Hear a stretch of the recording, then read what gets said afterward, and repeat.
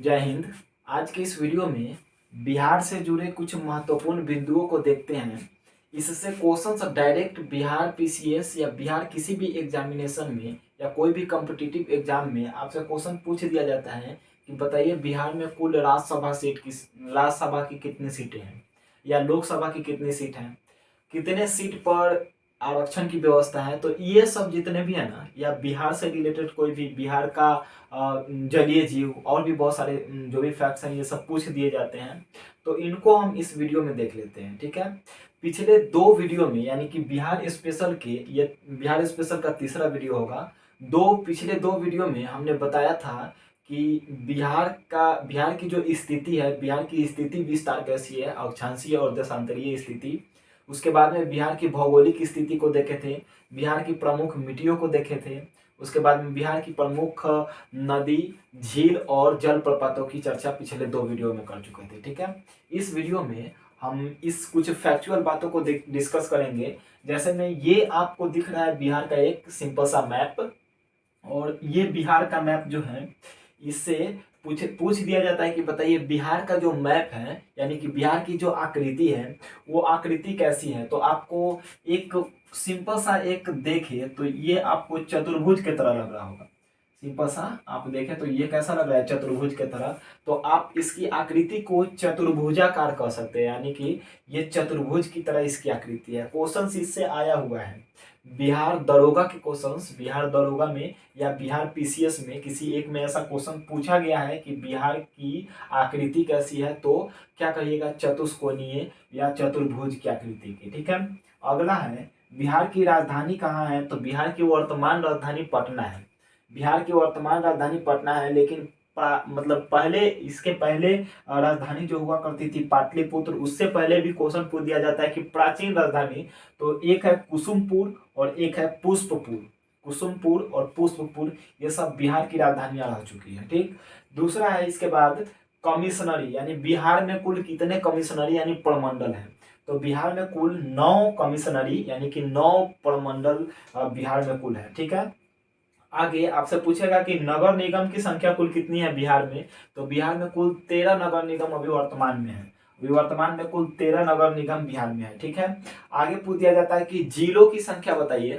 तो जिलों की संख्या तो सबको मालूम है कि जिलों की संख्या 38 है, यानी बिहार में कुल कितने जिले हैं, तो 38 जिले।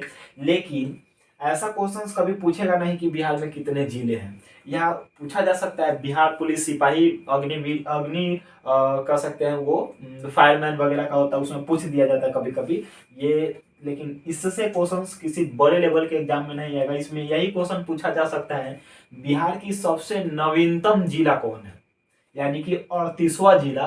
38वां जिला सबसे नवीनतम जिला कौन है, तो वो है आपका अरवल। याद रखेंगे, इससे क्वेश्चन पूछा जा सकता है कि बिहार का सबसे नवीनतम जिला कौन है, तो अरवल है। सबसे नवीनतम जिला अरवल है, ठीक। आगे आएगा अनुमंडल।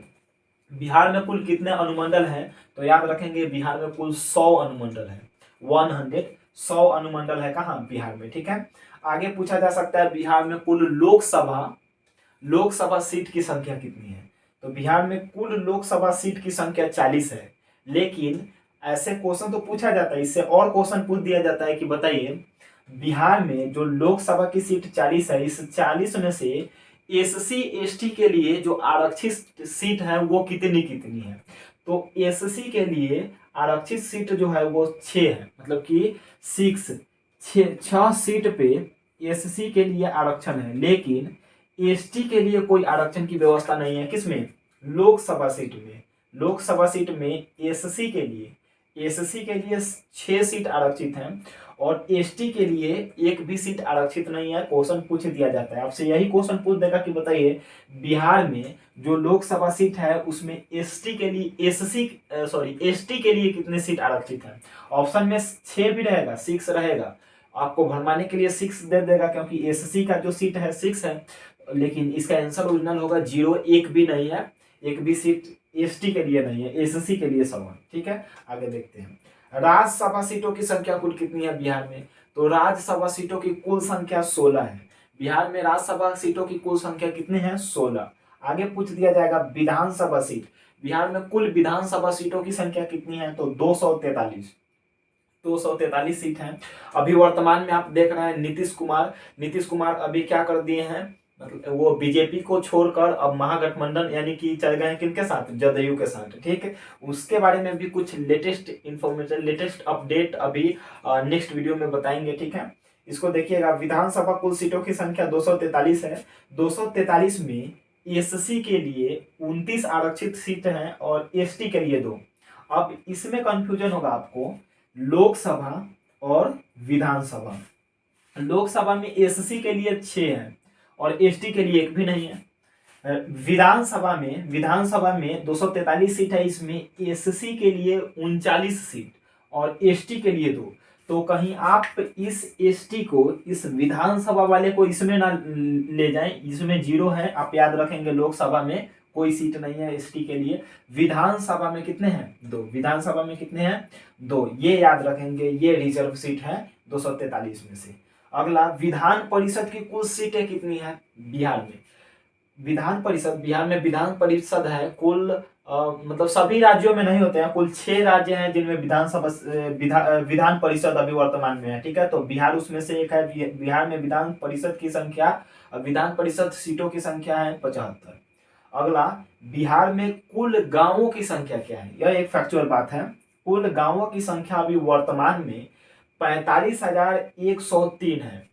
कुल गांवों की संख्या अभी वर्तमान डाटा के अनुसार 45,103 है। इसमें कोई चेंज होगा, हो सकता है 1-2 गांव अलग से बस गया हो, तो वो हम मतलब आप इसको क्या कर लीजिएगा, अपडेट कर लीजिएगा। ठीक है, 45,103। कुल पंचायतों की संख्या पूछा जाए तो कुल पंचायतों की संख्या है 8,406, 8406। ठीक है, तो इसको आप देख लीजिएगा। आगे इधर में थोड़ा सा चलते हैं, क्षेत्रफल को देख लेते हैं। यानी कि इस बिहार का जो क्षेत्रफल, बिहार की जो क्षेत्रफल है, क्षेत्रफल कितनी है, तो 94,163 किलोमीटर स्क्वायर। 94,163 किलोमीटर स्क्वायर, ये है क्षेत्रफल किसका, बिहार का। ये क्वेश्चंस इंपॉर्टेंट है, पूछा जा सकता है। ठीक है, और आगे आपसे ये भी पूछा जा सकता है कि बताइए, ये जो बिहार है पूरे इंडिया का जो क्षेत्रफल है उसका कितना परसेंट है, तो 2.86%। ये क्या है, 2.86%। ये पूरे इंडिया मतलब मानिए 100%, तो उसमें से बिहार का जो हिस्सा होता है वो कितना होता है, 2.86%। ठीक है, इसको याद रखेंगे। आगे आपसे पूछा जा सकता है कि बिहार की वर्तमान अभी बिहार जो है, बिहार कितने नंबर पे आता है ये क्षेत्रफल की दृष्टि से। तो क्षेत्रफल की दृष्टि से ये बिहार जो है 12 नंबर पे, 12 नंबर पे आता है। 12th positions in India. Area wise जो एरिया के अकॉर्डिंग होगा वो 12th पोजीशन पे कौन, बिहार। ठीक है, और यही पूछ दिया जाए जनसंख्या की दृष्टि से तो तीसरे नंबर पे, जनसंख्या की दृष्टि से तीसरे नंबर पे है, और क्षेत्रफल की दृष्टि से 12 नंबर पे। ठीक, इसको याद रखेंगे। जनसंख्या बिहार की अभी वर्तमान जनसंख्या कितनी है, तो जनसंख्या जो है 11.3% है। ये 11.3% शहरी जनसंख्या है। टोटल जनसंख्या को हम 100% मान ले तो अभी शहरी जनसंख्या जो है ये 11.3% है, और ग्रामीण जनसंख्या 88.7%, यानी कि ग्रामीण जनसंख्या बहुत अधिक है। ग्रामीण जनसंख्या जो है ये बहुत अधिक है, मतलब लगभग कहें तो लगभग 8 गुना लगभग। ठीक है, शहरी जनसंख्या आप देख लीजिएगा 11.3% और ग्रामीण जनसंख्या आपका 88.7%। ये याद रखेंगे टोटल 100% जनसंख्या में से। आपको कमेंट में बताना है कि अभी संख्या में पूछा जाए, जनसंख्या संख्या में कितना है बिहार का, आप ये कमेंट बॉक्स में बताइएगा। ठीक है, आगे देखिए। शहरों की संख्या पूछा जाए, शहरों की संख्या कितने हैं बिहार में, तो 130 शहर बिहार में है। ठीक, और 130 में से सबसे बड़ा शहर कौन सा है, तो सबसे बड़ा शहर आपका पटना है। पटना एक महानगर है, तो सबसे बड़ा शहर कौन है, पटना है। 130 टोटल शहरों में से। ठीक, आगे जनसंख्या घनत्व तो पूछ दिया जाए कि बताइए बिहार की जनसंख्या घनत्व तो कितनी है, तो औसत देखा जाए तो औसत 1106 व्यक्ति 1106 व्यक्ति 1 किलोमीटर स्क्वायर क्षेत्रफल पे निवास करता है। यानी कि जनसंख्या घनत्व आपका कितना हो गया, 1106 किलोमीटर प्रति वर्ग किलोमीटर स्क्वायर, वो प्रति वर्ग किलोमीटर, ठीक है, ये हो गया। अब पूछेगा कि जनसंख्या घनत्व की दृष्टि से सर्वाधिक यानी कि सर्वाधिक जनसंख्या घनत्व वाला जिला कौन है, तो वो है आपका शिवहर। शिवहर एक छोटा सा जिला है, लेकिन वहां पे जनसंख्या भी सही ठीक ठाक है, ठीक। तो जनसंख्या घनत्व की दृष्टि से सबसे अधिक कहाँ पे सबसे सर्वाधिक जनसंख्या घनत्व वाला कौन सा जिला है, तो आपका है शिवहर है, याद रखेंगे, ये क्वेश्चन पूछा जा सकता है। लिंगानुपात कितना है, बिहार का लिंगानुपात 918, ये सबको याद होगा, 918 मतलब कि 1000 पुरुषों पर 918 महिलाएं यहाँ पे बिहार में है, ठीक है। आगे हाइट, ये एक फैक्चुअल सा बात हो गया, समझिए। हाइट यानी कि तल से सबसे हाईएस्ट पॉइंट पूछा जाए, बिहार का सबसे हाईएस्ट पॉइंट, तो वो हाईएस्ट पॉइंट आपका सोमेश्वर है। और सोमेश्वर कितना मीटर ऊंचा है समुद्र तल से, तो वो है आपका 53 मीटर ऊंचा। यानी कि सबसे ऊंचा कोई पॉइंट यहाँ पे होगा तो वो होगा 53 मीटर ऊंचा, और 53 मीटर ऊंचा पे सबसे हाईएस्ट पीक जो है, हाईएस्ट पॉइंट सोमेश्वर पहाड़ी है, ठीक है। क्वेश्चन पूछ दिया जाएगा कि बताइए बिहार की सबसे ऊंचा स्थान या सबसे ऊंची पहाड़ी का नाम बताइए, तो आपका हो जाएगा सोमेश्वर पहाड़ी। आगे देखते हैं वन क्षेत्र, देखते हैं वन क्षेत्र कितने हैं बिहार में, टोटल वन क्षेत्र कितना परसेंट है, तो वो है 7.76%, जो बहुत कम है, बहुत ज्यादा कम है, ठीक। वन वन विभाग के अकॉर्डिंग या पर्यावरण मंत्रालय के अकॉर्डिंग देख ले तो टोटल जितना भूमि है उसके 33%, 33% क्षेत्रफल पे क्या होना चाहिए, वन होना चाहिए। तब वो जो क्षेत्रफल होगा वो क्षेत्र काफी ज्यादा स्वच्छ होगा, सुंदर होगा, ठीक। लेकिन बिहार में 7.7%, 7.6% है, मतलब कि इतना से बहुत ज्यादा कम है, ठीक। तो इसको भी देख लेंगे। आगे वर्षा कितनी होती है बिहार में, वर्षा कितनी होती है सेंटीमीटर में, तो 125 सेंटीमीटर औसतन वर्षा होती है। कहाँ पे, बिहार में 125 सेंटीमीटर औसतन वर्षा होती है, ठीक। आगे भाषा क्या है बिहार की भाषा, तो बिहार की प्रथम भाषा, प्रथम राजकीय भाषा बोले तो ये है हिंदी। ये क्या है, हिंदी है, सॉरी हिंदू हो गया है, ये क्या है, हिंदी है, ठीक। और द्वितीय राजकीय भाषा बोला जाए तो उर्दू। यानी कि भाषा दो याद रखना है, हिंदी और उर्दू। हिंदी प्रथम राजकीय भाषा और उर्दू जो हो जाएगा ये द्वितीय राजकीय भाषा, ठीक है। आगे देखते हैं, अभी ये जो है ये थोड़ा पॉलिटी वाला बात हो गया, यानी कि प्रथम राज्यपाल, क्वेश्चन पूछा जाता है, बहुत ज्यादा इंपॉर्टेंट है ये वाला। प्रथम राज्यपाल कौन थे, तो प्रथम राज्यपाल जो थे यहाँ के जयराम दास जो थे यहाँ के प्रथम राज्यपाल थे, बिहार के प्रथम राज्यपाल, याद रखिएगा जयराम दास। आगे पूछा जाएगा प्रथम मुख्यमंत्री कौन थे, तो प्रथम मुख्यमंत्री श्री कृष्ण सिंह थे। श्री कृष्ण सिंह कौन थे, ये प्रथम मुख्यमंत्री थे, यानी कि बिहार के प्रथम मुख्यमंत्री श्री कृष्ण सिंह थे, ठीक है। आगे याद रखिएगा प्रथम विधानसभा के जो स्पीकर थे, जो अध्यक्ष थे, वो कौन थे, तो वो थे रामदयालु सिंह बिहार के प्रथम विधानसभा अध्यक्ष थे, ठीक है। आगे देखिएगा प्रथम विधानसभा का सभापति कौन थे, तो ये थे राजीव रंजन। कौन थे, राजीव रंजन। यानी कि प्रथम विधानसभा सभापति जो थे आपके राजीव रंजन। इस 4 पॉइंट को आप याद रखिएगा, इससे क्वेश्चन हमेशा पूछा जाता है। इससे किसी भी बिहार के कोई भी छोटा से बड़ा एग्जाम तक जाइएगा, ये आपका पीछा नहीं छोड़ेगा, इससे क्वेश्चन पूछेगा। आगे अब वर्तमान में थोड़ा देख ले, वर्तमान में नीतीश कुमार जो है, नीतीश कुमार बिहार के सीएम है, यानी कि चीफ मिनिस्टर है, मुख्यमंत्री है। अभी वर्तमान में कौन मुख्यमंत्री है, तो नीतीश कुमार। और गवर्नर यानी कि यहाँ के राज्यपाल अभी वर्तमान में कौन है, तो फागू चौहान, श्री फागू चौहान जो है वो क्या है, यहाँ के अभी वर्तमान गवर्नर यानी कि राज्यपाल है, ठीक है। और राज्यसभा अध्यक्ष कौन है, राज्यसभा का यहाँ सीट देखे थे हम, राज्यसभा अध्यक्ष कौन है, तो विजय विजय कुमार अभी वर्तमान में राज्यसभा अध्यक्ष है। ठीक है, आगे थोड़ा और पॉइंट देख ले इसको।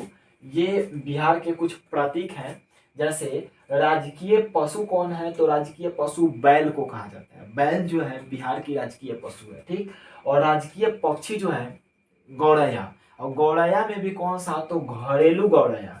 घरेलू गौरैया एक पक्षी होती है, छोटी छोटी सी पक्षी होती है। वो जो पक्षी है वो आपकी क्या है, राजकीय पक्षी है बिहार की। राजकीय मछली बोला जाए तो मछली में मांगुर मछली एक आता है, वो मांगुर मछली क्या है, यह राजकीय मछली है। ठीक है, और राजकीय फूल की बात करें तो राजकीय फूल है आपका गेंदा। गेंदा फूल राजकीय फूल है। राजकीय जलीय जीव पूछा जाए तो ये डॉल्फिन। डॉल्फिन डॉल्फिन भी गांगे डॉल्फिन जो है ये गंगा में पाई जाती है डॉल्फिन। ठीक है, और ये जो डॉल्फिन है ये बिहार की जलीय जीव है। डॉल्फिन से क्वेश्चन आता है कि डॉल्फिन जो है एक स्तनधारी मछली है लेकिन स्तनधारी है। ये जो है ये क्या है, एक स्तनधारी है। आप याद रखेंगे इन सभी फैक्ट को। और कुछ फैक्ट हैं उसको देखते हैं, आप इसका एक स्क्रीनशॉट लीजिए।